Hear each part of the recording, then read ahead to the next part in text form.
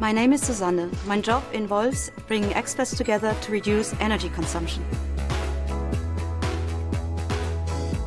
My name is Claire, and my job involves shaping an organization's storytelling. My name is Lisa, and my job involves building cooperation programs with countries around the world. My name is Anne. My job involves simultaneous interpretation during highly technical meetings. My name is Tero. My job involves dealing with cybersecurity.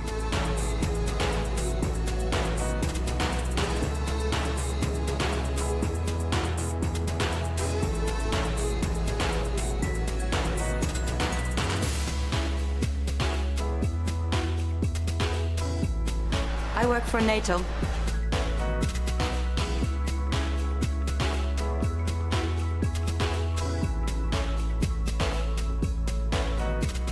I work for NATO.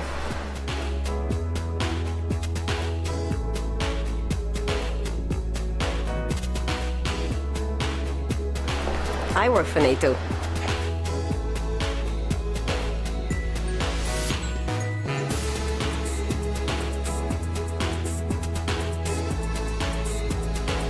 I work for NATO.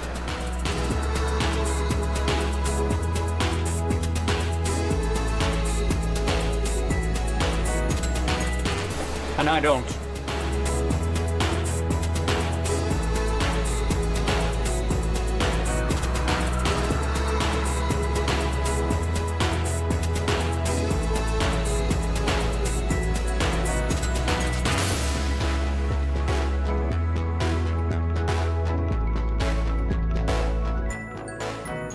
My job involves helping an organization's... No.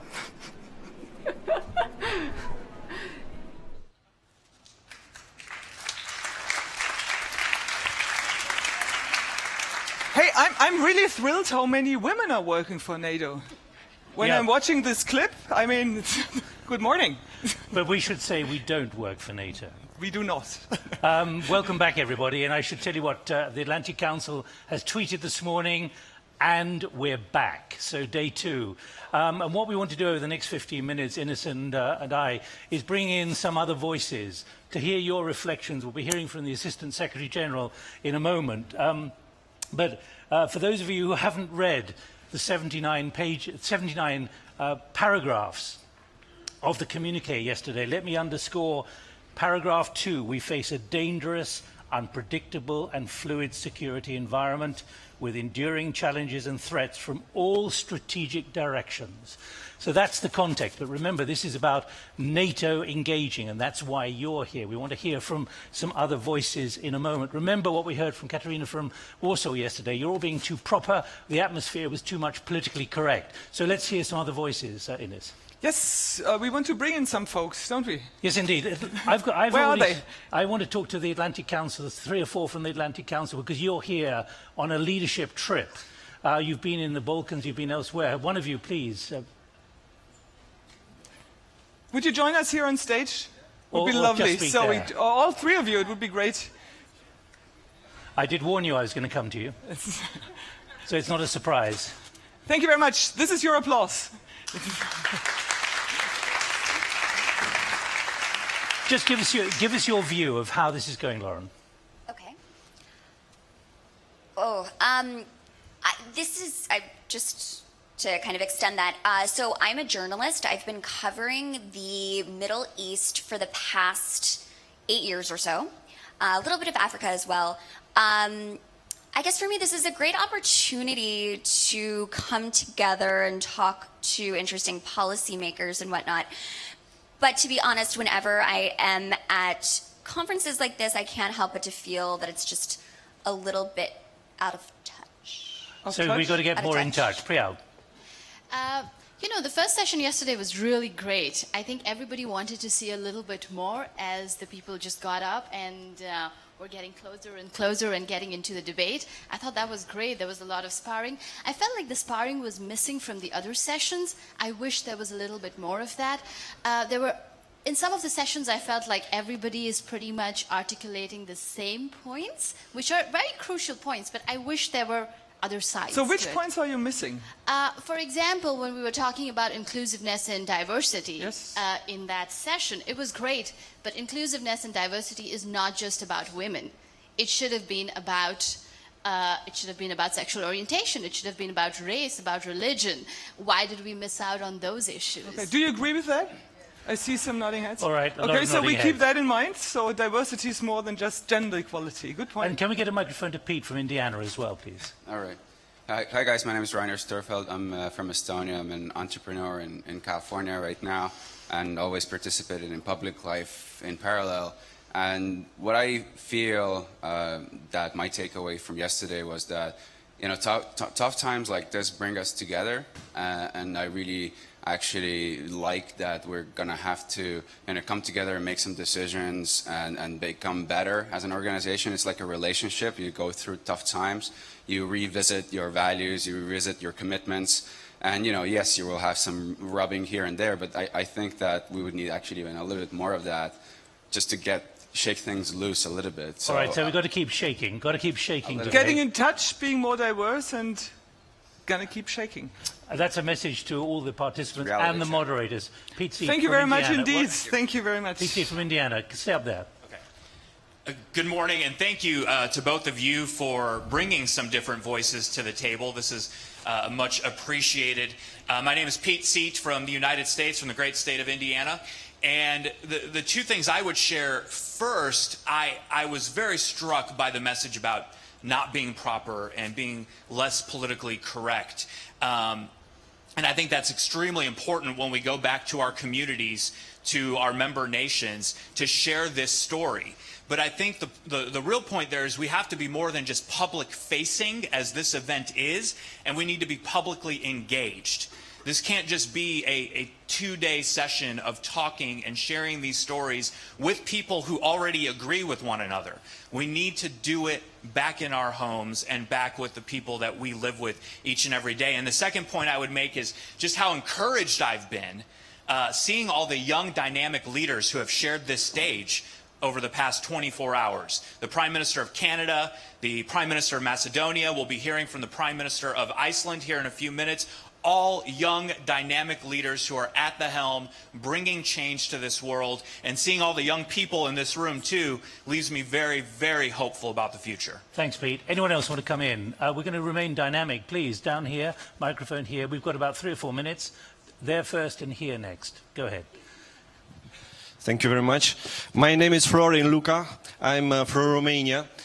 And I want to share with you 2 ideas. First of all, concerning the values. We discussed yesterday a lot about the values, and I think it's a very important topic. I spent more than 20 years of my life in interfering with many cultures within 50 countries in the world. And one of the best idea that I've learned that values is not what we declare. It's not what we want. It's what we do every day in our actions. And your second idea? And the second idea that we want to share with you, it's about technology. And the technology we discussed a lot yesterday. And here the key question is, how can we use technology in order to develop and to defend our most important value, which is freedom? What we want to know is how many of you are going to go home and have a barbecue for NATO when you get home, in the spirit of Christian Friedland, please. Hi, good morning. I'm Roger Hilton here, Secretary General of the Youth Atlantic Treaty Association. And the 2 major takeaways for us as an organization yesterday was, number 1, unity and the ability to transform are the 2 things that will keep NATO together. Through the demos, what's very important for us is that we all didn't agree and that these disagreements were sometimes hostile and a little bit violent, but that was okay. But I think we're all sitting a little bit at the top of our ivory tower a little bit, because while we're all political junkies and we're addicted to these types of high-end articles. We need to be able to attract people who are outside of the bubble, chemists, farmers and stuff, but we need to make the point to them, why is it important for them to be invested in transatlantic values? We'll be pushing that in a moment. And really get out to the real world. I mean, that's, I think, what many people said, right? Just don't keep it only here in this bubble, but kind of spread the news. Hi everyone, I'm Tamara from Georgia. First of all, I want to congratulate you. It was a wonderful event. Everything started from the app, ending with the setting. It was beautiful, it was very engaging. I myself felt very engaged. I'm from Georgia and it's very important for me to voice my country's concerns here, so it's been a tremendous opportunity for me to be here. And I want to make one more remark about the event and organizational stuff maybe. I just wanted to say that I myself felt that the day was too long and sessions were too many. I feel that if you keep shorter, because I myself lost my concentration after the first half. We came here at 7 a.m., we left at 10. I left at 10. So hey, but many memories you will take home. Yes, it's maybe just my preference. I kind of prefer quality over quantity, so I think that shorter sessions, or longer sessions, but fewer sessions will All be right, better. well, Ines and I will try and keep you awake later in the day. We try doing that. We have to stop here now because I want to have a few words with Ambassador Taycan Ildem. Very warm welcome. Thank you for making time this very early morning, sir. So, which soccer team shall win, Mr. Ambassador? Are you allowed to say something about that? Whoever wins, NATO will win. That's a good point. Fair enough. So we are seeing the big event, the big summit there, and this event here. Which matters more? Well, I think they both complement each other. We have a very important summit meeting. All summit meetings of NATO are important. And as we all could see, the deliverables are there. It shows that with the complex security environment that we are in, NATO is dealing with all the challenges that we face, and we deliver. The decisions that our leaders made are solid, and it conveys a very strong message that we are united, resolved, and take all the challenges as needed. And how do we get this message out? Well, this brings us to the second component, this excellent forum of discussion NATO engages, and I would like to take this opportunity to express my personal gratitude to all of our partners in the think tank consortium that my division, Public Diplomacy Division, partnered with. It is a great opportunity to have you all here, and I'm gratified to see a young audience, young leaders, many women in the audience. You are the multipliers of the good story that we need to communicate to our publics, and I fully agree with those who express the necessity for us to engage more with our publics. We, as NATO, bring 29 democratic countries, 30 soon to be, and it is the responsibility of democratically elected governments to inform publics about security and foreign policy issues, to create a good debate, and I think as members of NATO to put NATO into the discussion. And here for the 2 days of discussion, the second day today will yet be another good opportunity to exchange views about critical issues that we want to address. We will then go back to our homes to communicate what we have been discussing here, because there is lack of knowledge in our publics, and we cannot just take it for granted that there is a solid public support to NATO. We have to explain it. So what I understand is that all of us are ambassadors after these 2 days to bring the idea of NATO back home to our countries, maybe with a barbecue recipe, maybe with something else. Yes. And my division will be always ready, available, at the disposal of all to engage, and we can build a stronger teamwork. This is what we need. Thank you very much. Will you have a barbecue subdivision, Tachan? Yes, yes, of course. We will hear more of you at the final session, so to speak, wrap up with Nick. So thank you very much, and I think we're all excited about this day. Yeah. Let's get started. Let's be critical with each other. Let's be smart, and let's have fun. Thank you very much. Thank you.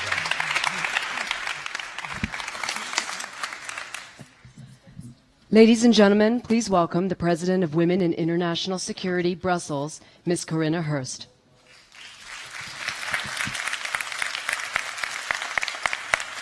Good morning, everybody, and thank you so much for joining us this morning in a fireside chat. And I think we need the fire because it has been rather cold in this tent.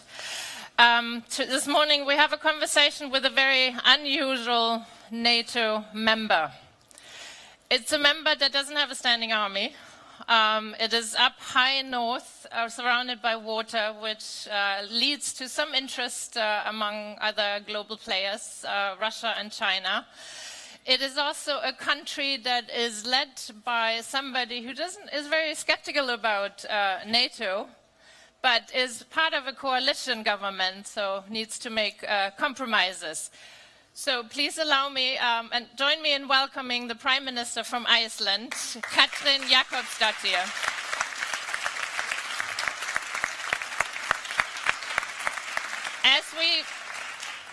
As we have learned sort of yesterday, there are many ways of how we can take a look at security and NATO. And for the Icelandic Prime Minister, it's the first NATO summit that you've joined.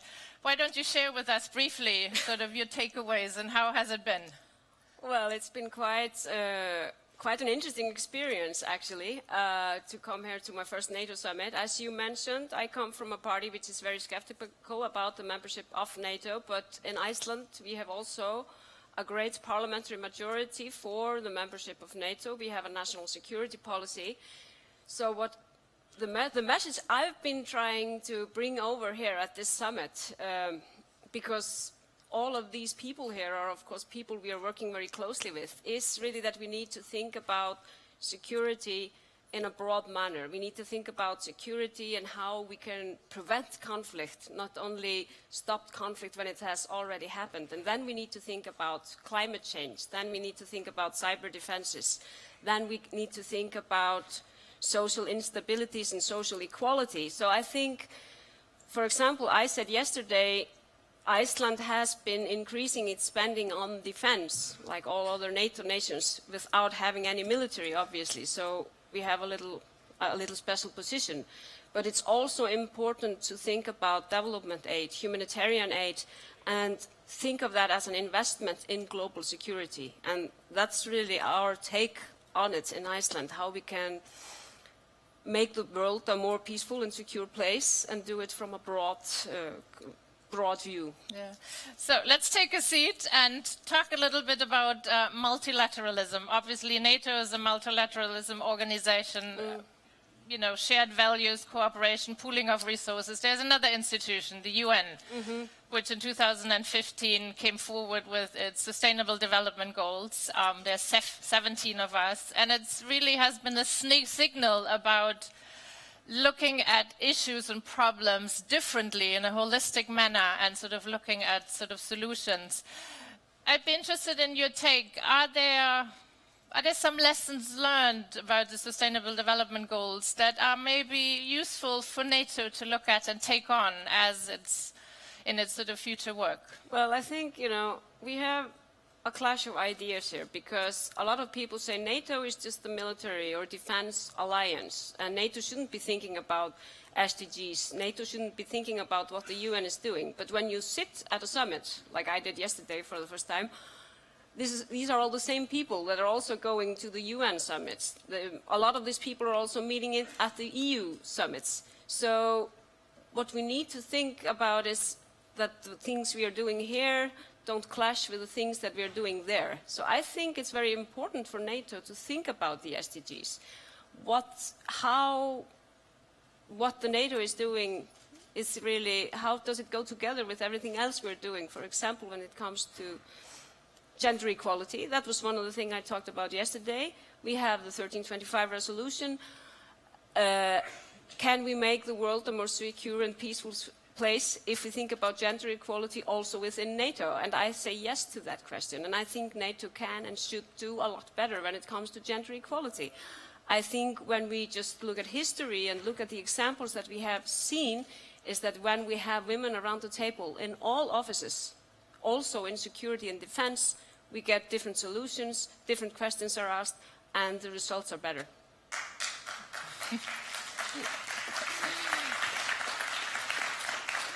So I want to pick on that. There's a UN resolution 1325, which really focuses on women in conflict and post-conflict situations.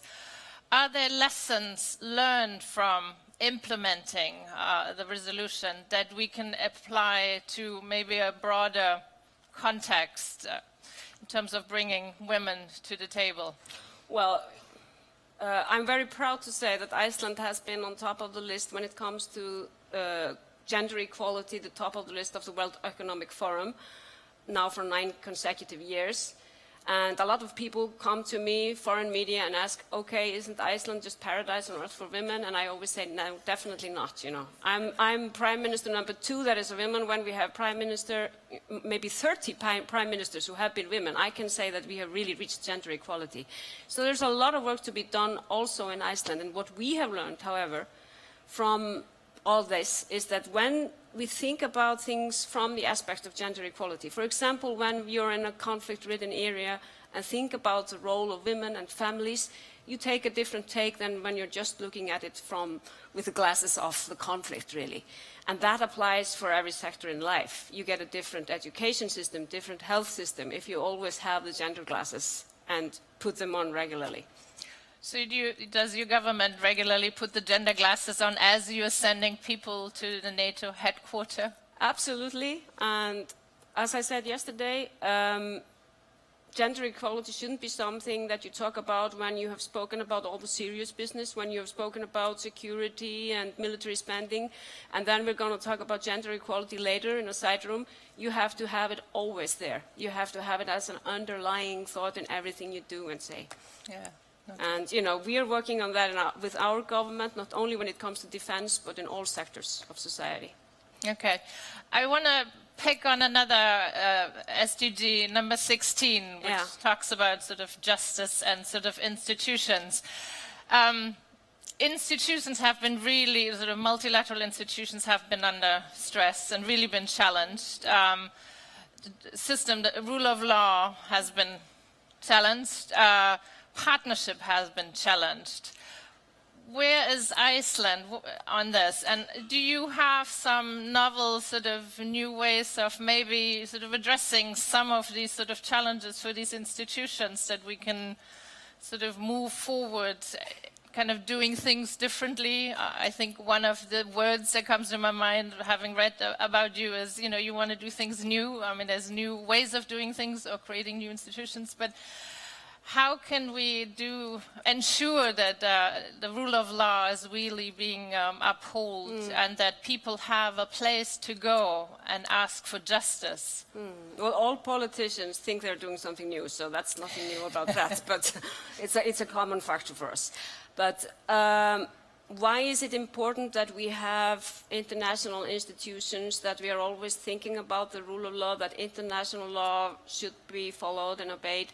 Well, for a small country like Iceland, we are 350,000 people. We really have learned how important the rule of law, that international law should be obeyed, is.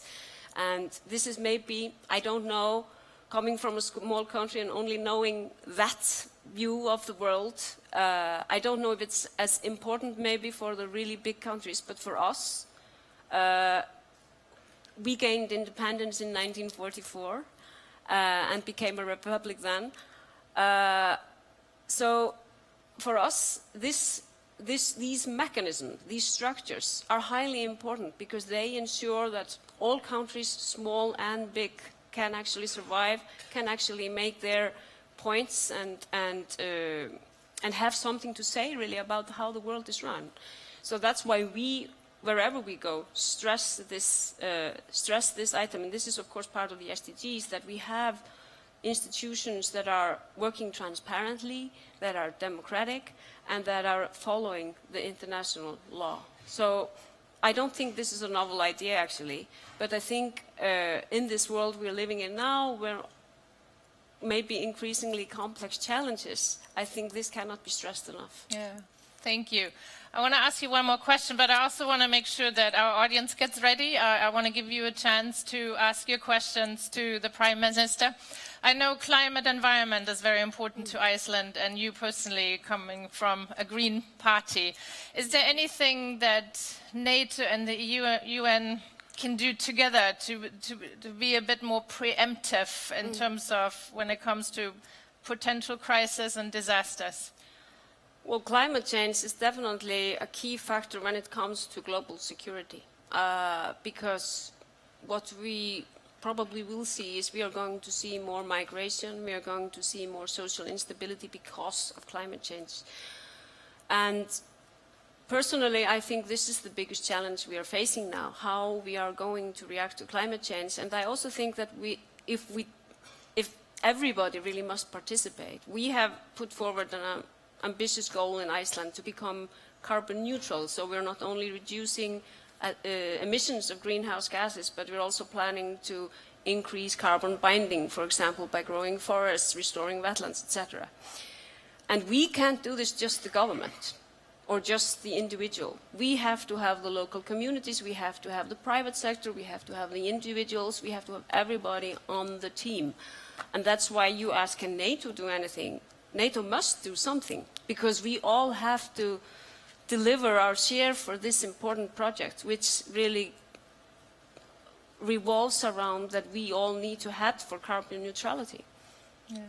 Okay. So that's a very important thing, and in spite of we all have different goals and aims, running private companies, running this alliance or whatever, this must be our common goal. Yeah, it's actually a very important point, bringing the private sector in and sort of the security, also how maybe we can sort of think about preemptiveness, but also the environment and the climate. And I think also, you know, the private sector actually coming in really forcefully now into the climate discussion, and I think this is going to be maybe the most important thing to do something about it, seeing all those big companies really making a real change in their operation.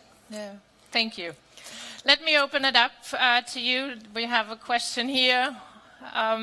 There's a question there. Could I have microphones? Please, this gentleman up here in the front. Thank you very much. It was a good presentation that you did, and putting your glasses gender quality.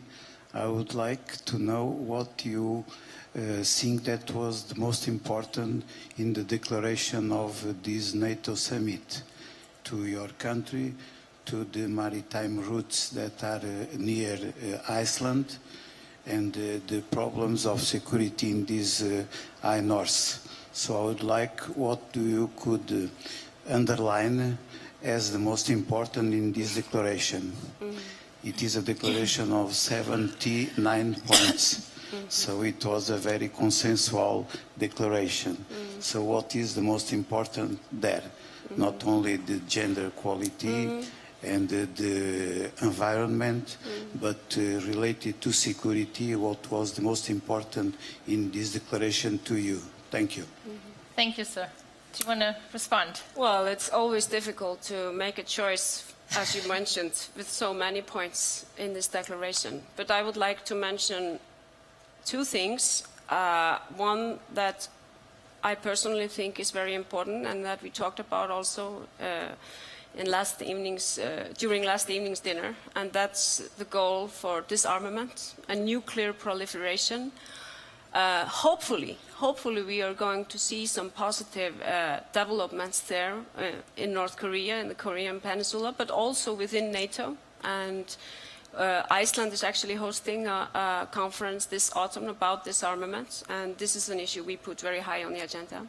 And the other point I would like to mention, which is something that Iceland really needs to focus on and is part of the declaration, and that is cybersecurity. And that's something that we have been analyzing in our country, realizing really how vulnerable the modern society is when it comes to cyber threats, realizing how dependent we are when it comes to our information IT systems. So I think that's one of the key points in the declaration, and this is something that we want to work closely with other nations in building up our cybersecurity. Okay. Two very important issues, again, sort of the nuclear and sort of the cyber, the new threat. We have a question over there. Thank you. Can you please introduce yourself? Certainly. Ulrike Franke, I work at the European Council on Foreign Relations, and I'm also a member of WISE UK. Iceland is very different from almost any other country. I mean, not the least geographically. You're an island, you're far removed from everyone. I was wondering, how difficult is it for you to explain to your population how important it is, or that it is important, to be member of alliances, member of the international community, engaged all of that? Do the Icelandic people have a special view on that? Well, that's a very good question. And I would like to answer it because before I became a politician, I taught Icelandic literature. And when you look at Iceland's history ever since Iceland was settled, and we are definitely, far away. I don't know why I did bring the talking points, but it's good to have them, though. I'm just going to put them there. We were settled in 874, and we're definitely out on the periphery. We're very far away, mainly by Norwegians and people from the British Isles. And ever since that moment, Iceland has been constantly in collaboration and cooperation with other nations. And I think maybe just because we're an island out on the periphery, the Icelandic public has always been very conscious about the importance of international cooperation. Icelandic poets wrote their poetry, and then they said, okay, what am I going to do with this? I'm going to go to the Norwegian king and recite it to him, because I need new audiences. And this is what we've been doing forever. We've been traveling around the world talking to new audiences. So it's maybe partly because we're an island, we have always been very much focused on international cooperation. And as I said before, being a small country, we are really dependent on the rule of law, that international law is obeyed, and that's why multilateral institutions matter very much to us. For us, being a nation of 350,000, and I will just be very frank, this is something that we don't like to admit to ourselves. It's often more difficult for us to have a bilateral communications with other bigger nations, and that's why multilateral organizations are very important to Iceland, because there we actually find this audience we've been striving for ever since the early 900s. No, thank you very much for bringing the population and the people with it. And you made another really wonderful plug about partnerships. We have one question over there. Please. Good morning. I'm Elena Todorova from Bulgaria, Vice President of ATA, the Atlantic Treaty Association, and also of the Bulgarian Atlantic Club. Madam Prime Minister, you would bear with me for one introductory remark having to do with our hostess this morning. I really need to commend Women in International Security. While I was serving in Washington for a total of almost 13 years, I engaged a lot with this organization, and I'm happy to see that it's gaining more ground and more vigor. Obviously, I need to re-engage again today. But it's in this particular context that I would like to share something with you, Madam Prime Minister. You and I come from two opposite ends of Europe, and definitely we live in different cultures. My culture, for good or for worse, is more kind of a macho culture, historically, traditionally. It's changing very, very quickly. But obviously the military is a domain, an area which is still very much a man's world. And I was wondering, although again, I say it's changing, it would be unfair to neglect the changes that have happened, especially after our NATO membership. But I was wondering, do you have any instances of, how should I put it nicely, Me Too in your military? Do you have a second rating of good women who can serve on an equal footing with men, but they're somehow given more time to ripe, to mature? So how would you describe the situation in your country? from that perspective. Thank you. Thank you for making the plug for WISE. I do want to remember Iceland does not have a standing army, but you have coast guards, you have people don't have a being engaged military. in We have other- police, we have coast guards. Exactly. So, our efforts for NATO, for example, are all on a civilian basis. But, well, it's a good question because obviously we had a lot of Me Too histories. It was quite something in Iceland. And because I mentioned we were at the top of the global gender gap list, that list doesn't measure gender-based violence, and that's why gender-based violence is really one of the priorities of my government. And it's definitely something that we see that there's a great difference, even though I can't talk about any military in Iceland, there's a great difference between different sectors. And I can imagine that within the military, which is, as you say, more dominated probably by macho culture than many other sectors, you would have such histories. The most striking histories, however, in Iceland, in the Me Too wave, were not connected to police or Coast Guard or anything like that. They were connected to immigrant women, who also were not only women, but also had a difficult social standing. So that was the most vulnerable group when it came to the Me Too histories in Iceland. So it wasn't really sector-based. It was more the origins and the social status that you could say was the decisive factor there.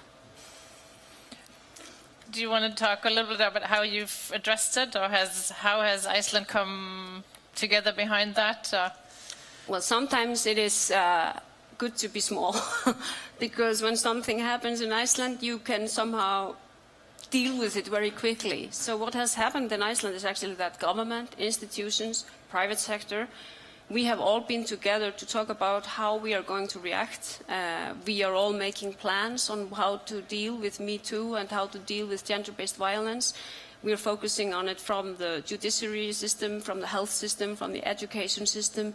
So we're actually making a holistic plan how we can really eradicate gender-based violence. Okay, so it's a multi-pronged approach. Yes, it is. Yes, it is. And as I said, the Icelandic way, because we're so small, so everybody is always participating in everything.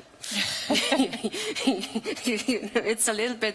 I'm actually an expert in crime fiction, and I was once asked, how is it possible to write crime fiction in Iceland? Because everybody knows everybody. So maybe that's also good for our security, because we all know everybody. Yeah.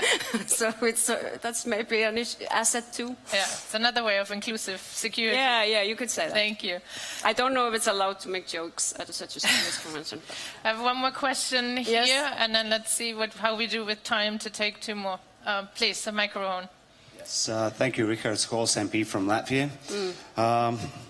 Well, it's great to see a young leader and leading a very innovative country, Iceland.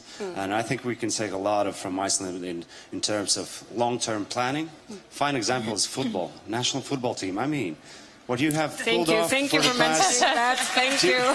2 years, it's really amazing. With a population of 370,000, it's really amazing. But I would like to ask you two questions. One is connected with cybersecurity. One is that, of course, I understand you're not about, army, physical defense, but cybersecurity, they don't have borders. I mean, cyberspace and all that. And knowing that Iceland has become a hub for various actors in cyberspace, either for ill or for good. So what would be Iceland's stance in the long term in actually shaping the security in a cyberspace area? And second question, which I think is very interesting, and I would love to hear your insights, since you mentioned it's your first summit, NATO summit. What are your takes from last night's dinner, the private one part, from the leaders' dinner? Okay. Two very good questions. Thank you. Well, first about cybersecurity. If you want to stand up, then you can address him and don't awkwardly turn and... First about cybersecurity. Well, cybersecurity is, it's a very diverse issue. We can talk about cyber attacks, and we've had our share of that. Our national public radio was, for example, received a cyber attack, and several official or public institutions have been have been experiencing that. So that's one thing that we need to be very mindful of. But cybersecurity is also about how, for example, we are seeing the spread of fake news and all sorts of non-facts being spread around social media. And one of the things that we have discovered, because we've been analyzing this, we've been working with the UK actually, and analyzing the situation in Iceland, is that the consciousness of Icelanders, we, partly because we're so few, we are very relaxed about what we're doing on the internet. So we just do everything, and we are never worried about it. So all our information is really there. So this is something that we need to do something about.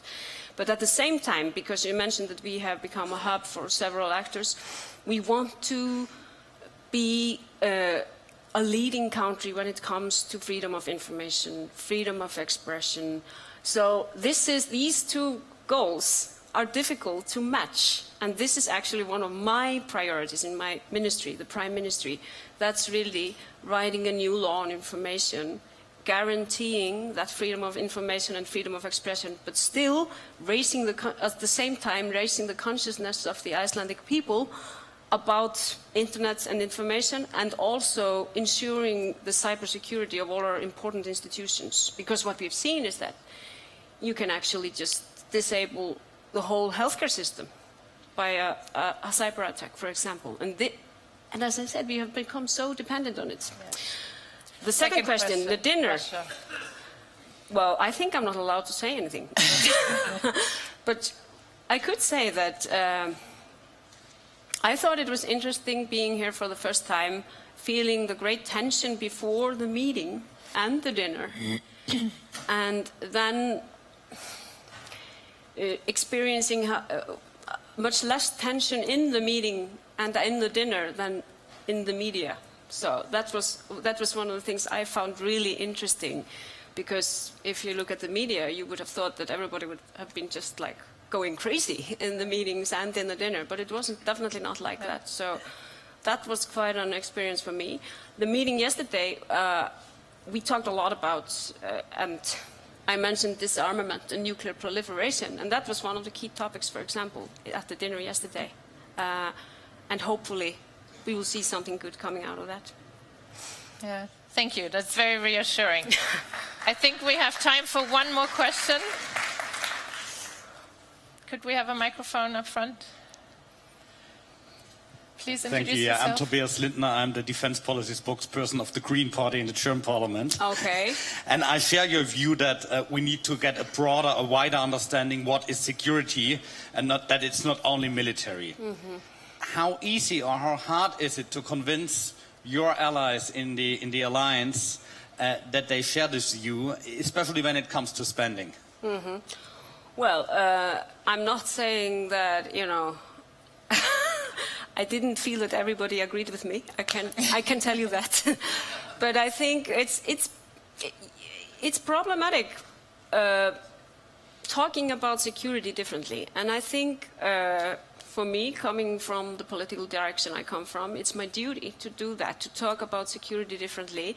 And even though I can tell you that not many other leaders were talking in the same direction I was talking, I also got a positive feedback. And I'm still in politics. I've been in the Icelandic parliament for 10 years now because I'm a mindless optimist. So I really believe in dialogue. I believe that it works in the end. So I'm just going to continue talking, even though it might take some time. But of course, definitely not everybody agrees. And this view on security, I personally think this is the view of the future. I think we need to look at security holistically. I think we need to look at it that we want to prevent conflict and not just stepping in when conflict has happened. And we do that, for example, by implementing the SDGs, by thinking about equality, by thinking about peaceful institutions, the rule of international law and order, thinking about environment and gender equality. I think all these issues are also security issues. Yeah. Thank you. It's a wonderful way to tie it back, actually, to the title of our event, NATO Engages. It's about the partnership. It's about the sort of different takes on security. So thank you for bringing this message forward, and I encourage all of you, all of us, to keep on saying this. Are there any final words, things you would like to say that you haven't been able to address? No, just saying that this summit will be a chapter in my biography, and it will be an interesting chapter. Please join me in thanking the Prime Minister for joining us. Thank you. Thank you. Thank you. And I give the word, as we walk out, I give the word to my dear colleague Ian Lesser, Vice President from the German Marshall Fund, to introduce the next session. Thank you. Please.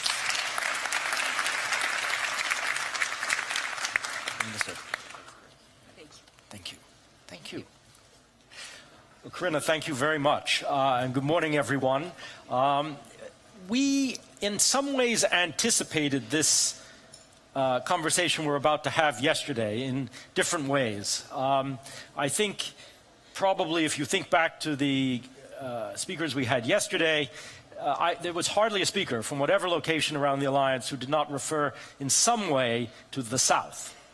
The instability in NATO's neighborhood, broadly speaking, whether it was Africa or the Gulf or further afield or the Mediterranean. And if you had a look at the NATO declaration, it's quite long, but I did scan it, you will see an enormous amount, actually, about the South in different ways. It's in different places. In part, it's talking about projecting stability. In other places, it's about capacity building. In other places, it's about the South. In other places, it's about Turkey and its own unique defense problems. So this is our session to talk about this specifically. And we have a wonderful group to join us for this conversation. And to start us off, let me welcome them. Please join me in welcoming them.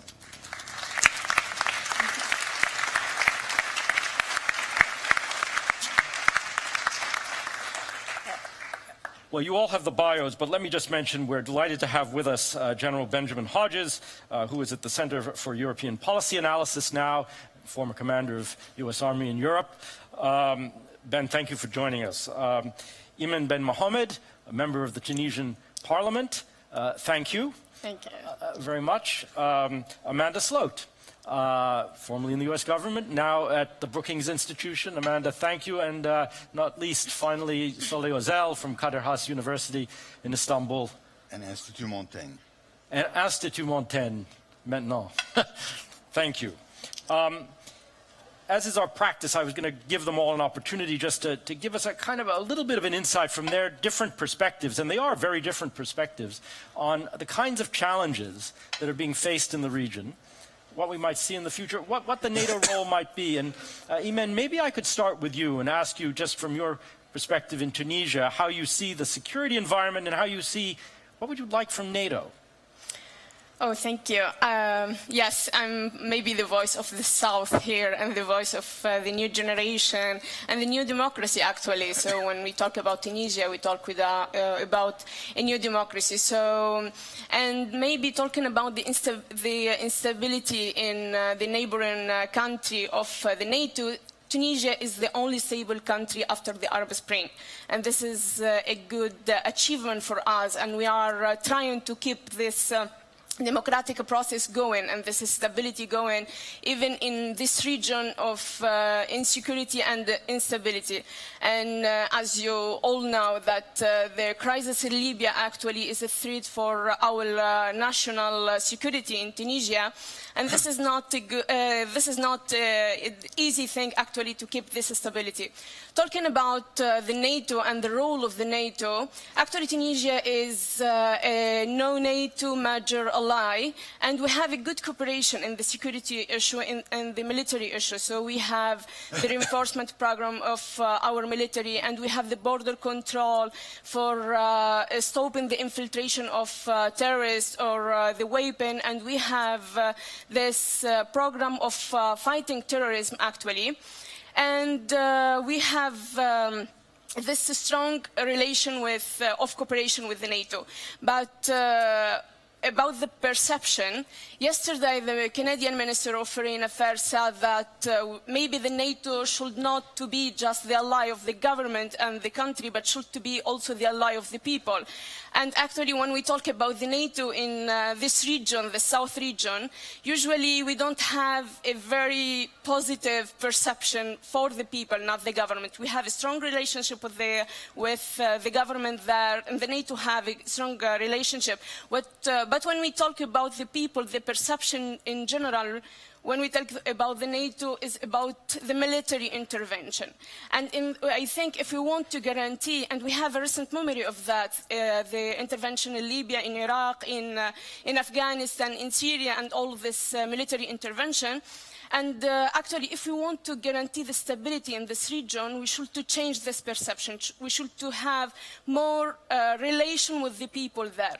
The Secretary General of the NATO yesterday said that the NATO should not have just a military role, but also a development role. So I think if we want to guarantee the stability, it's not the benefit for the Western country, but also the Eastern country and the South country, we should to have multilateral cooperation. And we should to focus not just in security. We have a common enemy, the terrorist group, and it's very important to have this strong cooperation. But also we should to focus in development. We should to focus in promoting democracy in this country, promoting stability in this country, promoting actually human rights, and promoting a good governance there. And we should to have multilateral cooperation. So stability is not just security. Thank you. Thank you very much. And you took us into a lot of different territory, which I know we'll come back to, the partnership piece, the perceptions piece, the capacity building piece. And it's clearly a two-way street, so thank you for that. Soli, maybe I could turn to you now. We already started talking a little bit, almost I'd say from the beginning of our conversation yesterday about Turkey. Turkey is distinctive in this politically, strategically, critical ally, big questions about Turkey and its direction. The minister yesterday was at pains to reassure us that Turkey is not turning away from its NATO alliance, despite its pursuit of some diversification, maybe I can say, in its policies. How do you see it? Well, in 1990s, when NATO decided to identify 16 trouble spots, 13 of them were around Turkey. And we didn't even have the Russian challenge at the time, nor did we have really the kind of problems about terrorism as we identify it today, because 9/11 hasn't yet happened. So, and those have been added, and I guess Turkey still is in the eye of the storm, and it does have a lot of problems with its allies, as we've seen yesterday in the exchange between the German defense minister and our foreign minister. And there is indeed a serious level of anti-Americanism in the country today. But according to my school's survey, 70% of Turks really believe that being a member of NATO is a good idea. So that actually tells you something about where the public is. And when you look at what the government does rather than how it is perceived, the government is actually fairly engaged with a lot of things that NATO is doing and a lot of things that are in the summit declaration it's an endless list, that was published yesterday. Turkey really is in almost every new thing that NATO is going to be coming up with. Therefore, there is something kind of disturbing when a lot of people who either don't follow these things closely or pretend to, or they just have an axe to grind, ask whether or not Turkey is still an ally. They demand that Turkey be kicked out of NATO, or can we really trust them and all that. I find these a bit silly, quite frankly. But we have to look at what's happening on the ground, and to the extent that the South is going to be a major challenge in general for NATO and Europe. What the next steps in Syria are going to be, and how Turkey can and will respond, and whether or not the allies are going to see the the challenge through Turkey's eyes are going to be very important in determining the future of relations. Solly, thank you very much. Amanda, maybe I could turn to you. The question of strategy south has never really been an easy one for the alliance. Even if you go back to the Cold War, there were never really equivalent theaters east and south for understandable reasons. It's a very diffuse space, an enormous space, maritime, land, air, cyber, with a mix of hard and soft challenges of all kinds, but very long-term ones, some of them. Does NATO need a more explicit strategy south? Yes. Thank you.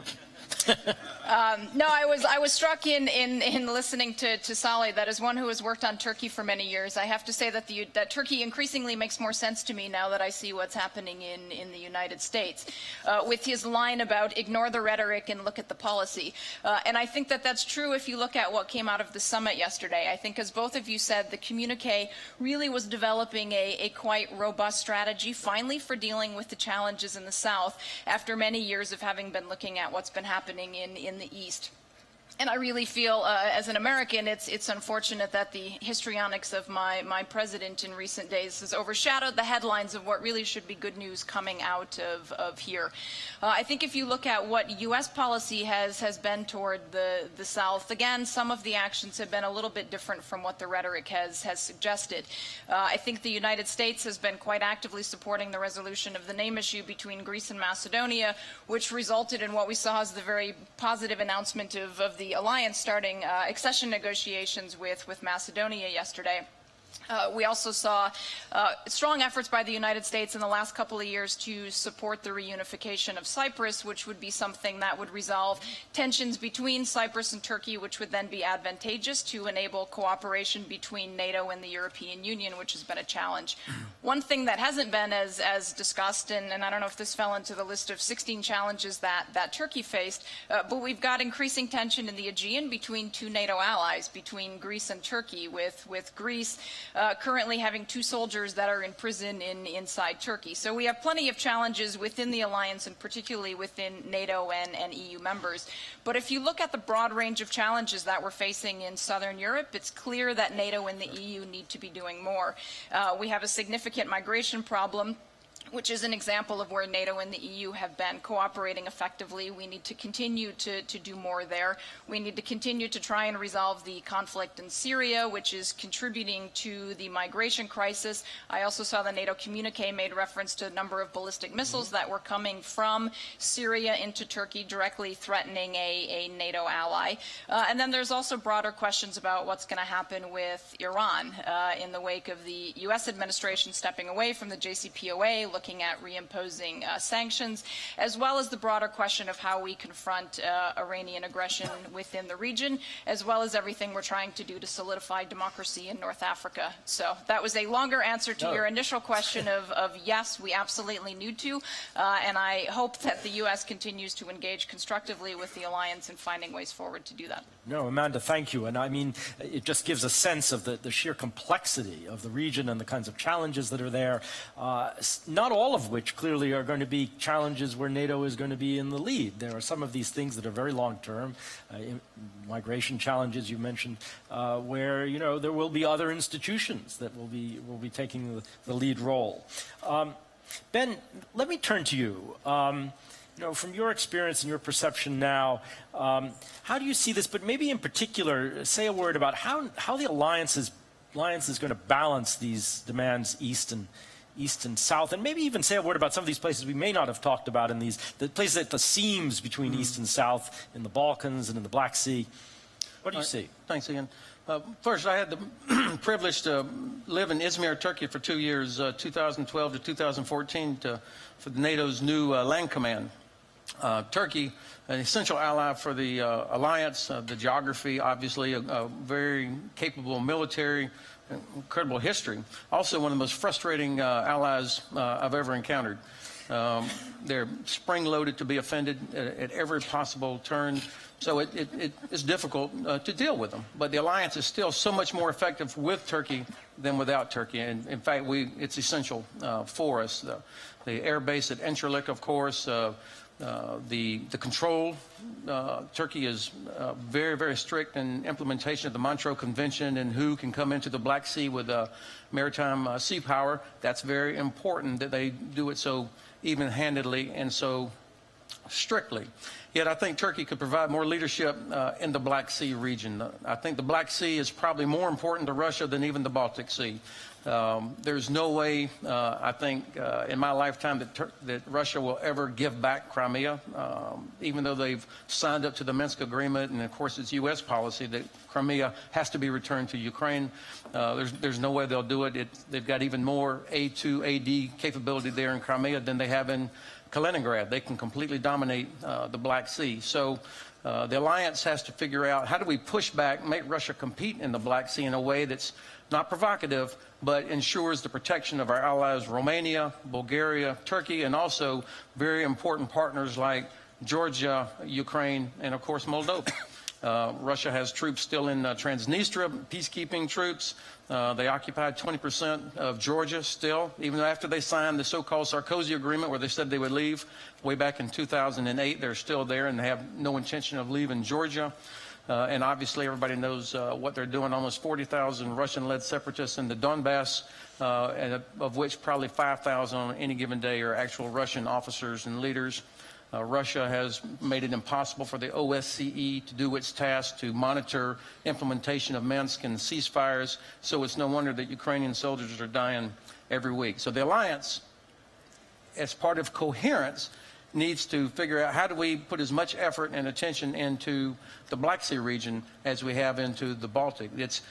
You refer to it as seam, which I think is a reasonable way to say it, but I think actually it ought to be much more of a focus than a seam, because Russia uses the Black Sea as a launching pad into Syria, into the Eastern Mediterranean, and Romania, such a terrific ally there, doing everything it can to modernize. Of course, the U.S. has about 1,000 troops there on any given day, plus Aegis ashore, a lot of capability that's in there. We need perhaps a flotilla. My friend Jim Townsend used to talk about we need a Black Sea flotilla made up of NATO and partner nations. I think it's a great idea. But until Turkey is willing to lead it, nobody else will join it. Thanks. Okay, thank you. You know, some of the points that you mentioned, but also some of the things that we spoke of earlier, make this very important, underscore the point, the bigger point, that we have many more actors across this region now than we had in the past. Some of them old, some of them returning. I'd like to hear a little bit maybe from you about what Russia is actually up to, not just in the Black Sea region, where we can we have some parameters to understand it, but in the Mediterranean itself, in the Levant, over the longer term. But also, China is in the region in a major way. If we think ahead 10 years from now, it'll be very difficult to have this conversation without understanding what China's stakes are with their One Belt, One Road initiative and other things that will bring them more directly in. But also Iran, the proxies, the Gulf states, some of them NATO partners, who are also playing a much more direct role in security around the Mediterranean. I mean, how do you see this? I mean, this is being felt in North Africa. It's affecting American policy. It's on Turkey's borders. Please, let me know your thoughts about that. Well, first of all, on Cyprus, good luck to NATO if they want to unify the island. Second, the 16 trouble points were NATO's trouble spots, not Turkey's. Turkey just happened to be in the middle of 13 of those. Look, I just read before I came here that Mossad is providing security for MBS. I mean, this is something that you would not even dream of only a few years ago, right? So we have a very new configuration, and everything is concentrated on Iran and Iran's challenge or Iran's threat, whatever that is. And I'm not quite sure that the current American policy of withdrawing from JCPOA really helps matters if stability and security is really what we're concerned about. And I guess Turkey is far closer to the European allies on that than it is to the United States, despite the fact that Turkey, along with the Arab states and Israel, is disturbed by the hegemonic aspirations of Iran in the region and the kind of influence it has both in Iraq and in Syria, because you really don't want your eastern neighbor to be at the same time your southern neighbor. Nor do I think you really want your northern neighbor to be your southern neighbor either.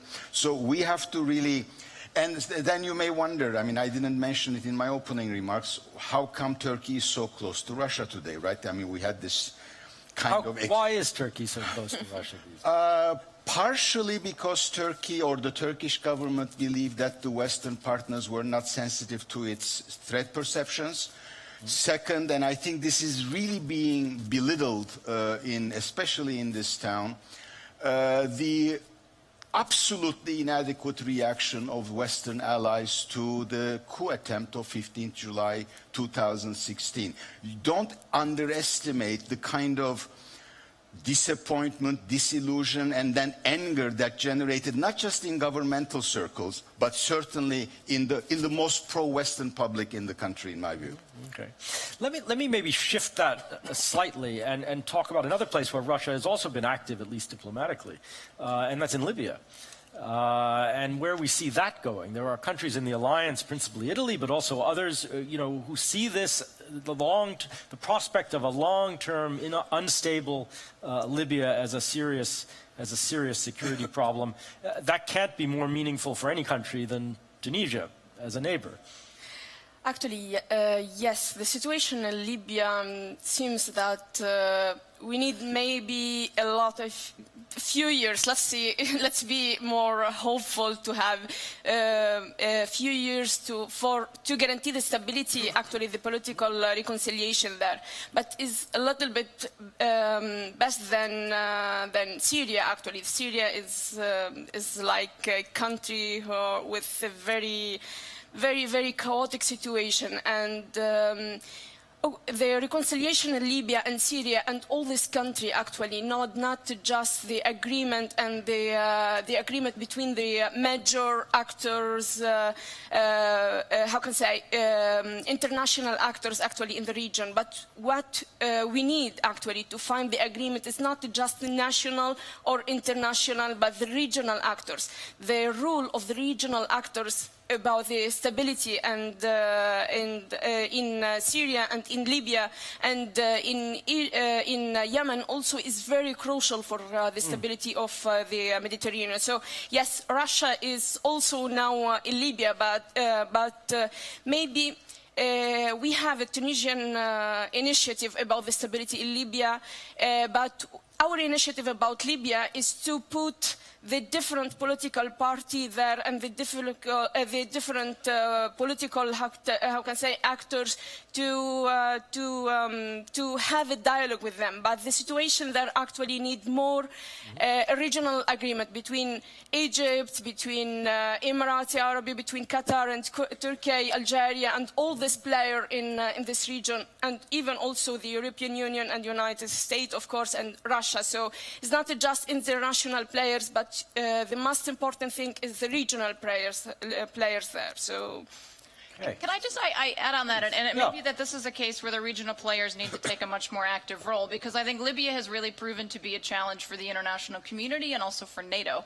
We had a very successful and very limited military operation in terms of responding to Libya, but then I think really failed in terms of the reconstruction efforts. Part of that, I think, certainly had to do with the response of the Libyan authorities, not necessarily as much receptivity or absorptive capacity as we hoped. But it was quite striking following that there was not immediately a NATO-led initiative. We had a series of ad hoc national training initiatives to try and integrate the militias to develop more capacities, and all of those ultimately ended up failing. And if you look at the communique, the Libya part is also the weakest part. We have very clear defense capability training starting in Tunisia, things that we're doing in Iraq, in Jordan. Libya is mentioned, but it's clear that the alliance is still struggling with how to deal with that.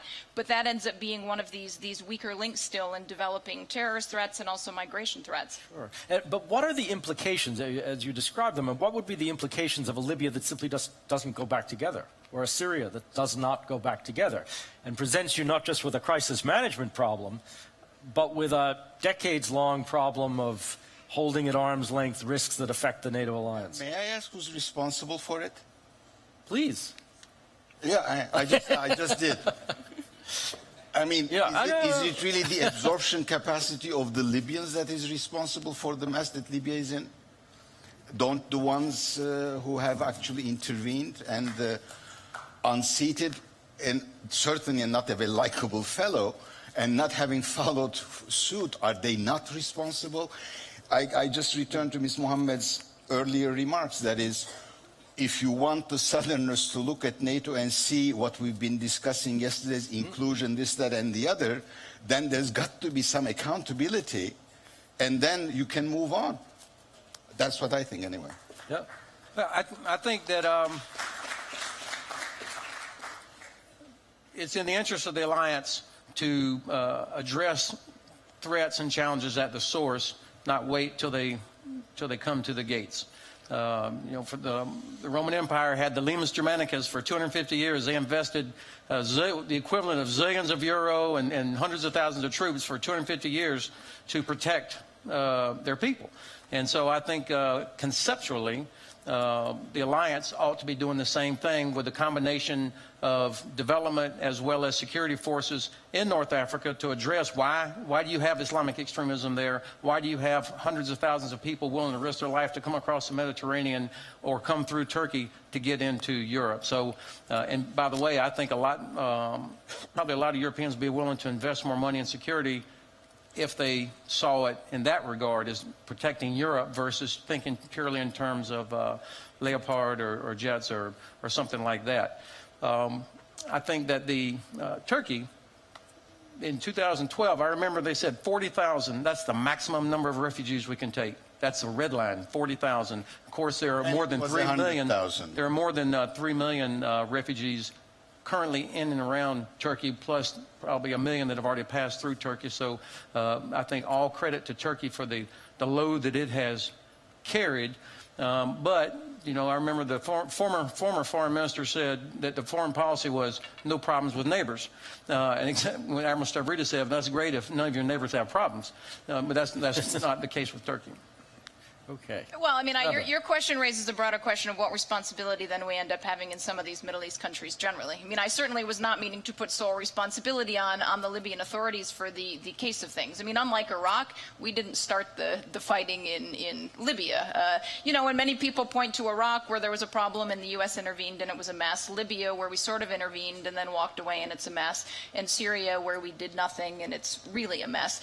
And so analytically, you can start to have questions about where we're supposed to intervene, what we're supposed to do, and then what the responsibility of the local leadership is. I mean, my point on Libya simply was that there was an effort. I think the international effort could have been much better coordinated, but certainly it's also easier when you have international partners, which is why our engagement in Iraq has been more straightforward than in Syria. May I take an exception to this? We've intervened in Iraq, it's a mess.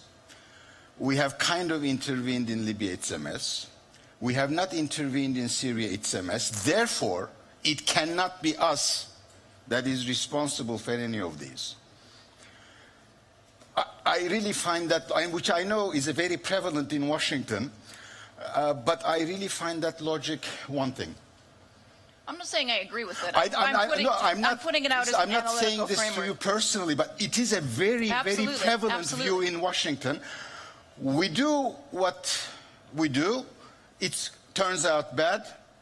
We don't do anything, it turns out bad. We do things halfway, it turns out bad. Then it cannot be our problem because we try everything, but the end result is the same. Therefore, it's got to be the others who are responsible. Quite frankly, I find this a bit self-serving. See, but everybody applauded when you made the comment about Libya essentially, being related to our intervention. So clearly there's also sympathetic to... Libya was related to an absence of follow-up. You intervene without a clear sight as to what it is you wanted to accomplish. You do your deed, you get the oil concessions, and then you have nothing there to build the so-called nation-building thing, which, by the way, it was not America's initiative, I grant you. it was the finalists on Sunday and the non-finalists on Sunday who were responsible. We were leading from behind on that one. Exactly. And maybe I could just ask you on this, sort of indirectly. I mean, you had a lot of experience looking at the Balkan experience and other things. I mean, you might draw different conclusions from that. Yeah, for sure. I've heard from the current chief, well, let me say it this way, very senior leaders from Albania and Serbia, and both of them tell me, Ben, please do not let NATO leave Kosovo. The KFOR mission, while frustrating at times, it's pennies in terms of the cost compared to the value of the stability that it provides from both extreme sides of the argument. So, I mean, fortunately, the United States Army, the United States, has demonstrated it's going to continue to provide its contribution, almost 1,000 soldiers, to the KFOR mission. That's really a tiny little investment to provide an anchor, the only anchor of stability in that region, as the other pieces can hopefully fall into place. And I think Hungary deserves credit. They stepped forward when Portugal pulled out. Hungary stepped forward to fill the void that they've left behind. Now, Serbia is a place, and we're lucky, by the way, Jelena Milic is in here. She's probably one of the bravest people in the Balkan region, has worked hard to help highlight what Russian interference is looking like, the pressure that Russia places on Serbia. There actually are more U.S. and NATO exercises with Serbian troops than there are Russians. But if you look at the Serbian MOD website, you would think there were only Russian troops that ever came there, ever did anything. And of course, when you go to Serbia, you're going to have to get the 15-minute lecture about NATO bombing, even though it starts to sound a little bit perfunctory at this point. This is an area, if Serbia wants to become part of the European Union, they're going to have to do what's expected of an EU country in terms of transparency, cooperation, and allowing things to proceed toward a more peaceful solution in the Balkans. And Afghanistan, what does Afghanistan tell us that's relevant to this? I mean, that's an expeditionary thing, obviously. Well, I think certainly my own education, I made every mistake I could possibly have made in Iraq 2 years, and then I made all the same mistakes in Afghanistan, but which is probably why I'm a retired three-star general. But the fact is, we have, I think, come very close to achieving the real reason for going there, to make sure that Afghanistan could not be a source of terrorist strikes on the West. That's number one. Certainly, my own efforts, we focused on schools and so many issues, and eventually realized that really, at least in the southern part in Kandahar, it was all about stability and governance. Water, clean water, can they get their grapes to a market for something other than raisins, get pomegranate exports, and focus on that kind of thing and protecting the population so that governance could take root. So it took a while, but I think the review that was done when General McChrystal took over under President Obama's leadership, we began to get the policy right. But this is not a 10-year thing and then you walk away from it. I mean, we're talking about a 30, 40, 50-year investment. Again, part of that limus of protecting the West so that they can grow. But it will never, ever, ever succeed as long as Pakistan still allows Taliban or other organizations to operate in and out of there. So that's obviously going to be a part of it. Thank you. And I want to go to all of you, and I already see lots of hands. But maybe before I do that, Eamon, I just wanted to come back to you on this, because to ask the question that, from your point of view in your region where you sit, is the concern that NATO is not going to pay attention, or is the concern that there will be too much NATO involved in some of these issues? This is a very hard question. I will talk about the Tunisian opinion, and actually in Tunisia usually we are a very peaceful country, and the revolution was very peaceful, and every military intervention for us something very don't look in very good actually, but Tunisia is different from Libya, from Syria, from Iraq, and from the other country. And every country have his different situation and national situation. So in Tunisia, usually we are not really, we support more the political situation and the diplomatic situation. And when we talk about Libya, we talk about the diplomatic and the political dialogue there. And about the military intervention there and all the criticism about the military situation, we said the solution is not the military, intervention, because it's easier, faster, but the consequences are very difficult there and actually is a very problem. If you want to have a good solution for the stability, we should to support the political dialogue, and we should to put not in an external intervention, but we should to put together the political actors, national political actors together, and this is what Tunisia do actually now with the neighbor country, with Libya. We don't interfere in the Libyan situation, but we just get them together to have a dialogue. And this is the initiative of our president and with Algeria and Egypt. And actually I think is a good point. Maybe need more time, but we can have a good solution. Amen. Thank you very much. And I do want to come back in our discussion when we have time to talk a little bit about specific things that NATO should be doing. In the partnerships realm in particular. But there are lots of people who are trying to get my hand. If we have a microphone, perhaps right here in the front first, if I could.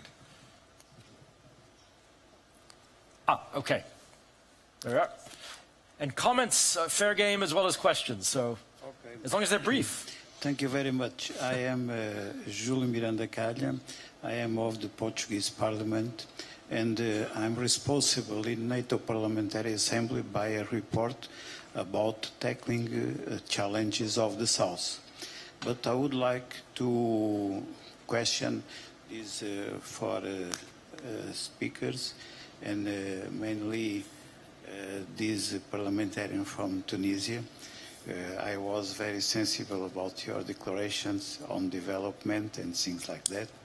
But if they agree with what happened with paragraph 55 on the declaration of the NATO summit, because it's important that there was a declaration that we are committed to building a stronger and more dynamic relationship with our Mediterranean dialogue and Istanbul Cooperation Initiative. And at the same time, there was a declaration about the full capability of the regional hub that is situated in Naples. And there is also a regional center in Kuwait of NATO. So I think these answers to the worries of your countries, and this is a good way to pursue in dialogue and contact in the framework of this forum. That's the question I Okay. Thank you very much. So new steps on the partnership front in particular. So that's, no? Okay. Just right there. Sinan, please. Thank you, Ian. Sinan Ülgen with EDAM in Istanbul. I have a question for the panel, just to push you a little bit on your thinking about the Southern strategy. Could we ever contemplate a Berlin Plus in reverse? What I mean by this is that the current Berlin Plus arrangements are obviously arrangements that allow NATO to take, that allow the EU to take advantage of NATO assets and capabilities. But could we possibly think in reverse for the southern neighborhood? Could we ever envision an environment where NATO would be in the lead and basically structure an arrangement with the EU to take advantage of EU's competence in civilian crisis management, in state building, so that NATO is at the helm of the political governance of whatever effort is going to be carried out with regard to the southern neighborhood. And that would possibly also give solace to the US president in terms of the burden sharing arrangements between US and Europe. Okay, thank you very much. And let me take one more and maybe come back to you and you can pick up on these, please. Thank you very much. I am Federico Llaniz, retired general of the Air Force of Spain.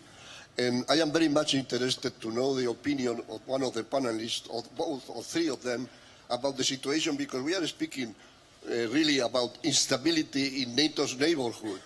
What about the Sahel situation? How do you think this situation is going to evolve in the next future?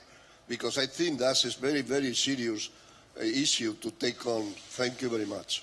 Okay, thank you very much. And so let me come back to you and pick up on any of these that you'd like. The question about next steps in partnership, Mediterranean dialogue, or ICI, the NATO-EU equation in dealing with some of these challenges, and then finally the African piece, in particular the Sahel. Please, Ben. And if I could, let me take the... And do take the opportunity to walk around and talk to all. Yes, sir. No. I want you to be comfortable. They don't look very comfortable, so I'm... No, those are horrible chairs, Brian. It's intentional. Maybe I should drop about 10 kilos and it would be okay. Let me combine the last two. First of all, I think what President Macron has offered with the European Intervention Initiative is a terrific idea to address security issues where maybe the U.S. doesn't have the same sense of urgency, but it would be the ultimate in Europeans taking on more responsibility. So I applaud the idea and the fact that the Bundeskanzlerin has sort of grudgingly maybe, but indicated that she sees the value in doing that also is very positive. And without French and German leadership, it'll never get off the ground. So I think this is the right way. I think the European Union actually is better suited for this prevention/intervention into the Sahel, as well as other parts outside the periphery of the alliance, because the EU brings the developmental expertise, the resources, and frankly the cultural mindset that's more appropriate to doing that. And of course our allies along the Mediterranean are feeling the firsthand the challenges that emanate out of there. So I think French leadership here and German support is how we're going to solve that. But don't you need to have order first? I mean, let's take Syria, which for me is Turkey's main concern today. How are you going to have the competencies of the EU be instrumentalized or operational in Syria if you do not have order, at least a cessation of hostilities? And how are you going to get there if you do not have a deal with Russia?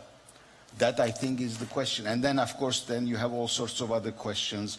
Well, do we make a deal with Russia in return for the Ukraine? No, we cannot really do that and all that. Fine, I understand, but you've got to start somewhere. And for me, for instance, I literally have nightmares, like Dera is going to be done soon, so it looks, and there will be only one place left for the regime to turn its attention to, and that's Idlib, where there are 2.5 to 3 million civilians and plenty of jihadis that have been actually sent there on purpose and waiting to be hit by the Syrian regime. What if they do massively, and then Turkey has another wave of unstoppable refugees? Is that just Turkey's problem? Is it a NATO problem? It looks like the Syrian government has no interest in taking back any of the refugees that are actually in the 3 neighboring countries. Are these going to be the problems of just Jordan, Lebanon, Turkey, or EU problems or NATO problems? So how can EU do whatever it is good at doing without order having been accomplished? Well, so in part of what you said, though, the premise was that Russia wants order in the region, and clearly they don't. I mean, they support a regime that uses chemical weapons on its own people. This has operationalized the migrant flow. So this is a weapon in the form of hundreds of thousands of people flowing into Europe, creating more tension, creating division, exactly what the president of the Russian Federation wants. So without Russian involvement... By the way, this is exactly what most Turks believe the United States wants to do. But I don't share the view. I don't know anybody that wants that, by the way. Thank you. Maybe I should get out more. And if Turkey gets itself in trouble seriously with Syria and even with Russia again, then you have an Article 5 contingency. Maybe. Right? Manda, what do you think? Many things. I agree with some of your critique. I agree with some of your critique. The EU had UBAM, which was the border assistance mission in Libya, and faces similar problems of how you secure the external borders when you have a lot of chaos happening on the inside. I would also disagree with the premise that the American president has a sufficiently sophisticated understanding of burden sharing, that allies doing anything short of meeting the magical 2%, which apparently now is being raised to 4%, of defense spending is going to satisfy that. But I do think it's going to be interesting to see in the coming years how the EU ends up responding and how the PESCO initiative ends up developing in response to some of the critiques that President Trump is putting forward. And personally, I don't share some of the concerns of many in Washington that after years of harassing the Europeans to do more, they're finally going to do more, and this somehow is of concern to us. Certainly you've got a caricatured American perception, which is we want you to do more, but only in the ways in which we tell you that we want you to do more. On the Sahel, I think you're absolutely right. I was in Madrid earlier this week, and it really reinforced for me a concern of a part of southwestern Europe that I had paid less attention to, which is the Sahel. And I heard repeatedly in Spain people talking about Morocco, talking about Algeria, a lot of the migration coming from there, not as much in the refugee sense, but in a lot of the economic migrants, as well as some of the other political instability that we're seeing elsewhere in Africa. And so I think while a lot of our attention rightly has been focused on some of the immediate conflicts in Iraq, Libya, Syria, we also do need to be paying a lot more attention to some of the political and economic stability coming from other parts of Africa. And I think you've got the French who have been active in the Sahel, you've got the EU looking at doing some economic development there, but it's another place that I think we as an alliance need to be much more focused. And Iman, this is your south, right? Yes. This is the south of south. In a sense. Yes. I wanted just to comment my colleague from Portugal, correct. Yes, that's what I said. We need more cooperation and we need more dialogue for the reconciliation and the state building and the peace building in this country. And this is a very important thing. And what we can do with the NATO, what we can do with the European Union, what we can do with the international community is building the trust with the people, and have more cooperation with the government and the state and the civil society also, because it's a very important role of the civil society in our country is one of the crucial, we can say, element of the stability in Tunisia. So it's not just a level of to fighting terrorism, to guarantee the stability, not just security, not just military. Multilateral economy and building civil society, building the state, building the promoting the economy, recovery of this country. So it's very interesting and it's very important, and we need real cooperation about that. So I agree with that. So the south of the south. And we sometimes we feel the north there. So yes, the problem is the migration actually, and Tunisia is a state not just of point of partenza, we said that, in point of immigration, but is hosting country also. So all the problem in the south, we feel that in our country for all the problem of actually the immigration and the hosting and the humanitarian problem. So and we try to do our best for that. So yes, we need more stability for all this civil and humanitarian situation. Thank you. Let me take a few more. Let me start right here, please. Hi, I'm Jelena Milic, the person that General Hodges made speechless, but only for 2 minutes. I recuperated. I don't have a question, but I do have a small intervention with regard of dismissal of humanitarian and military interventions from our Turkish colleague. Yesterday and today we actually commemorate yet another anniversary of genocide in Srebrenica, and many of us in the region, and I think broader as well, think that this intervention came actually, the bombing of Sarajevo, around Sarajevo, Serbian troops came like 200,000 lives and 2 million refugees too late, and many of us do understand, that Serbian forces did kill 8,000 Kosovo Albanians, So humanitarian military interventions are not there to improve things. Unfortunately, they are there just to prevent horrors. Thank you. Okay. Thank you very much. And just right here, please. in the front row, if I could, if there's a microphone floating about. Thanks. Good morning, all. Thank you very much for your great intervention. I am Claudia Peña Butrón from Spain. I'm president of the Youth Atlantic Treaty Association in Spain. And I had a question for you, Albert, especially for you. In Spain, this is the 5th year we do it. We organize an international event, and we bring young professionals from NATO and from the MENA section together to discuss about the geopolitical agenda of the south of the alliance, because we saw that we really needed the input that the young professionals from the MENA region could bring into the discussion table, so we could think of new and creative ideas on how to solve the current problems.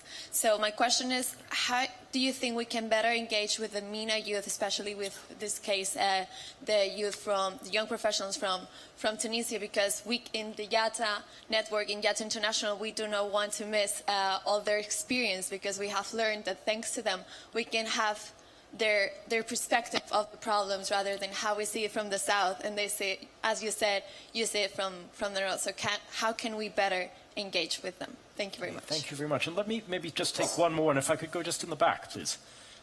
Yes, please. Good morning, Alice Panier from the Johns Hopkins University in Washington, D.C., but I'm French, actually. Just about the Libya intervention, I think it's not only a matter of follow-up, but also the way it is so debated is because the grounds on which it was launched are debated, and we have doubts about the intentions, about why actually we went in there and why the French pushed for it. So without actually trying to find an answer now as to what are the actual reasons for Libya, maybe NATO needs to think about how it communicates about its interventions and about why it goes there in the first place, not only when it is there and afterwards, but just to just inform the public, I think, more thoroughly with clearer information. Mm-hmm. Okay, thanks very much. So questions about intervention, about youth engagement, about the public diplomacy around intervention. Thoughts on these, please? First of all, I didn't say universally that military intervention is bad. I mean, I lived through the Bosnian crisis, and it was an intervention far too late. And it's going to sound a bit cynical, but it came when the strategic delineations were almost completed after the genocide of Srebrenica. And for about 5 years, not just in Bosnia, but before that in Croatia as well, the world basically stood by. European powers had different interests, they blocked one another.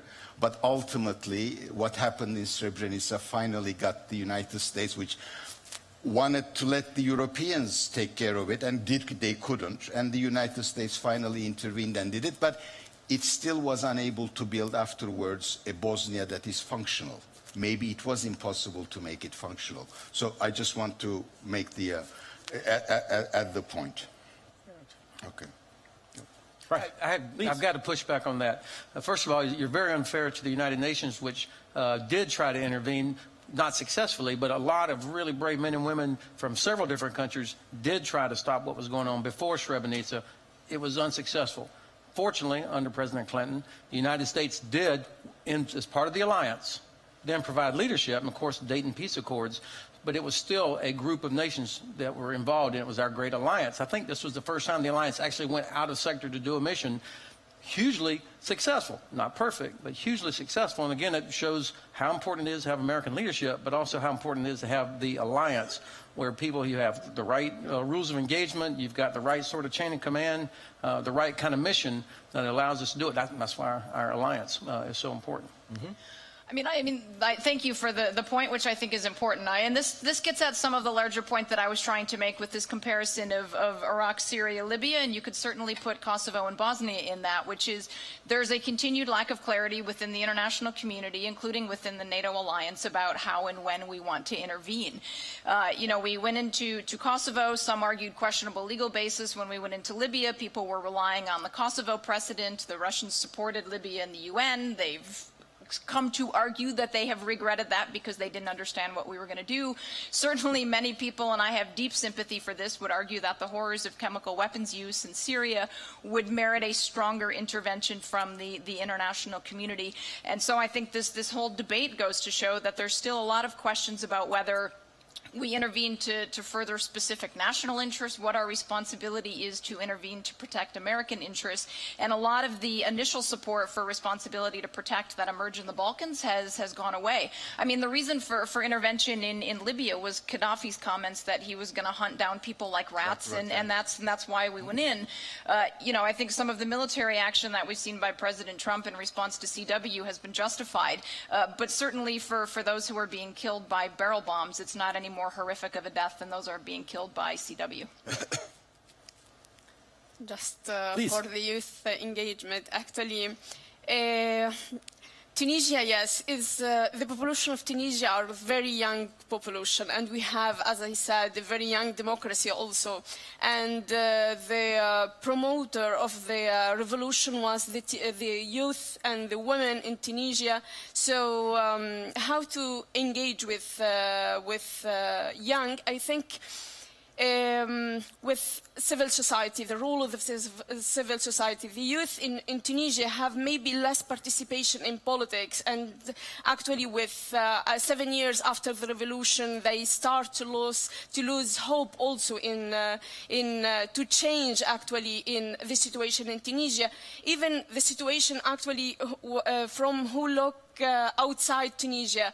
7 years is nothing after the revolution, and we did the big steps actually in our democratization. We talk about the elected parliament, the constitution, the very modern and democratic constitution, and we talk about the gender equality and the human rights guarantee, but we still have economic transition, and we still have difficulties in that. So, and this is the key for the return of the hope in the democratization of Tunisia for the youth. So what we can do is to, yes, more dialogue and more, how can I say, exchange of expertise with the Tunisian youth, because we need that actually, and we need to give the youth, the Tunisian youth, more hope, because if we lose hope,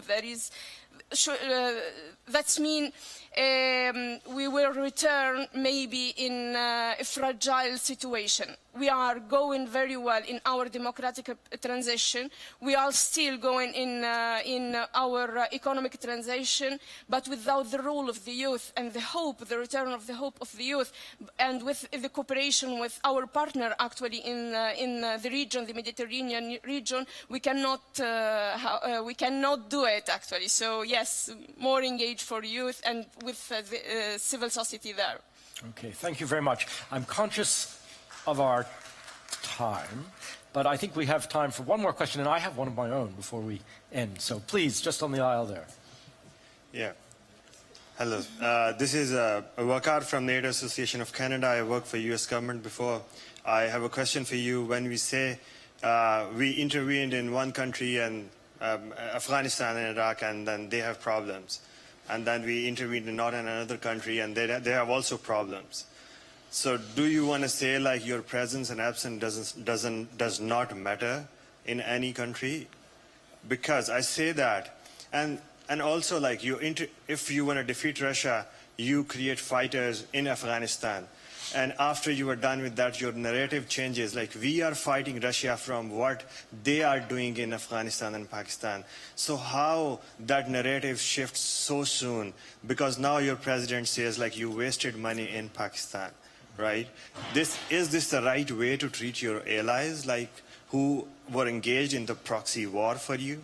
Just wanting your comment on that. Okay. Thank you. Thank you very much. And just to show we're nothing but not flexible, I'm going to give up my question. I'm going to go right over here. So if there's a microphone, a last one, because I have a feeling we're going to have some comments on all of this. That's very nice, very kind. Please. And also thank you for the fruitful conversation. I'm Roderich Kiesewetter from the German Parliament and heading the German delegation to the Parliamentary Assembly Union of the Mediterranean. And I want to provoke a little bit. I really question the role of NATO as a former NATO officer in this region. I ask, why don't we encourage the European Union to better employ itself in this region by being enabled by NATO and other means. Why do I ask that? I would like to ask Iman Ben Mohammed whether they see a role in Tunisia for the European Union to be engaged more comprehensively.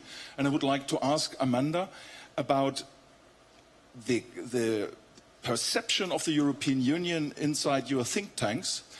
I need to see more impact of the United States encouraging the European Union for burden sharing in this region. This is not a role for NATO. It would create a mismatch, and I completely agree with Professor Özil. We should not create a mismatch of organizations. We should be very clear that an engagement of the European Union encompasses not only military means, but we have to look, if crisis prevention doesn't function, that in the post-conflict we always need military intervention being embedded into a comprehensive political approach. And this the European Union could perform if they are encouraged to do so. So I would like to encourage you to build much more on the European Union and to foster the relationship between the United States and European Union. Thank you. Okay, thank you very much. And thanks to the two last questions, because those are really perfect ways, I think, to round out our conversation. So please pick up on any of these things that you would like. Who would like to start? I mean, I'm happy to respond to the two questions. The one advantage of no longer being a U.S. diplomat is I can say what I want and don't have to speak on behalf of the U.S. government. So these are our personal views. I mean, first, in response to yours, I mean, I think there are a lot of voices in Washington think tanks trying to make the case. But the one thing that I will say, and I don't, at the risk of sounding too Trumpian on this, is I think there is a somewhat unfair division of labor, and I hear this a lot in Germany, that the Europeans want to focus on cleaning up after the conflicts, the prevention of conflicts, and I think all of that is very important. But at the same time, I spend a lot of time engaging with people in Middle America, and it's very difficult to explain to a mother in Idaho why her son should fight in the hard conflicts and die, whereas the son from Munich is going to be involved in the arms proliferation and the stabilization efforts. So I think there certainly can be a division of labor. I think all of these things are important. But I think it's unfair to characterize it, and it's part of what is fueling the popularity of Trump's message on this, that the Americans should deal with the hard security and the Europeans should deal with the soft security. And I think as the earlier question said on the Balkans, I mean, the United States has had expectations in the past that Europe is going to deal with problems in its own neighborhood, and I think as we saw in the Balkans, that didn't happen, and as Salih said, that is why the United States ended up getting involved at a later stage. So in the United States, it would be great to have Europe do more, both on the hard and the soft security side. On the question about U.S. engagement in the conflict, I mean, this is a very live debate in Washington right now about what the role of the United States should be. And this didn't just start with Trump. I mean, this was a lot of what Obama's guiding philosophy was in Syria, and it was why the American approach in Syria was focused on countering ISIS rather than getting involved in the Syrian civil war. He was interested in withdrawing troops from Afghanistan until he was persuaded to do the surge. He was interested in withdrawing troops from Iraq. There's a lot of war fatigue in the United States from having invested a lot of blood and treasure in Afghanistan and again in Iraq. And so I think we also tend to go through phases in the United States of interventionism and retrenchment, and certainly coming out a lot of the financial crisis and the war fatigue, there is more of this state of retrenchment. And again, it's part of the popularity of Trump's message of why should the United States be the world's policeman? Why should we be expending military lives and funding in doing this? But I also agree with you, and it was one of the things I was quite critical of our Syria policy when I was in government, is that if the U.S. absents itself from international leadership, somebody else is going to come in. And I think what we have seen in Syria is that Russia has taken over a huge role, and Iran is also playing a role. So there is an opportunity cost to the United States for not getting involved in trying to resolve these conflicts. Super, Amanda. Thank you very much. Very quickly. Very briefly, there are a lot of things on the table, but there's also more of the NATO Engages conversation to go. So, and there's coffee too. So please. Okay. Oh, thank you for my colleague Roderick from Germany. Actually, yes, the European Union, we have, as you know, a very strong cooperation with the European Union and with the single country, also Germany, France, Italy, and European Union are our first partner, economic partner, actually. So we have a multilateral about security. We have a very strong, with Germany and the United States, also the border control of in the border of Libya, and this has helped us too much to guarantee stability and the security in Tunisia. And we have a common problem actually about fighting terrorism and about the immigration and all this topic, and we have a strong cooperation. But the most important field that we have a good cooperation with the European Union are the economic one, because in the Tunisian side, yes, we did our political transition, but we still have our all this economic reform and economic transition, actually. And we cannot talk about real democracy without economic stability. So what we need, actually, and what we do with our European partner is have a strong economic cooperation. So thank you. Great, thank you very much. Ben, last thought. So, Clausewitz said that the first duty of the general and the diplomat is to understand the nature of the war. So intervention in and of itself is not wrong, but what is the nature of the intervention? What is it we're trying to do? What's the desired outcome? And have we thought that all the way through? Certainly when I was a colonel, a brigade commander at the invasion of Iraq, I completely misunderstood what we were getting into, along with everybody around me. So the key is how fast can you get it right? How fast can you make the necessary adjustments? And I think we did. But we certainly started off wrong. Coherence, the theme, one of the themes that was unfortunately a little bit overshadowed here the last couple of days, pulling together all the incredible achievements of our great alliance from Wales Summit, Warsaw Summit, and now pulling those together into a coherent plan that addresses security challenges, all the different security challenges that face our alliance, and keep the alliance together. And certainly for me, that means the Black Sea, coming up with a way to tie together our great partners like Georgia and Ukraine, as well as our allies. Definitely need Turkish leadership in this. Turkey's is big enough and strong enough and great enough to be able to face to the north as well as to the south. And then finally, everybody should keep in mind the United States Senate voted 97-2 on a resolution affirming the importance, the vital nature of our alliance and America's commitment to the alliance. 97-2, that almost never happens. And so the Congress represents the will of the American people, and so everybody should take some comfort and confidence in that. Here, here, here. Sully, no last word? If I must.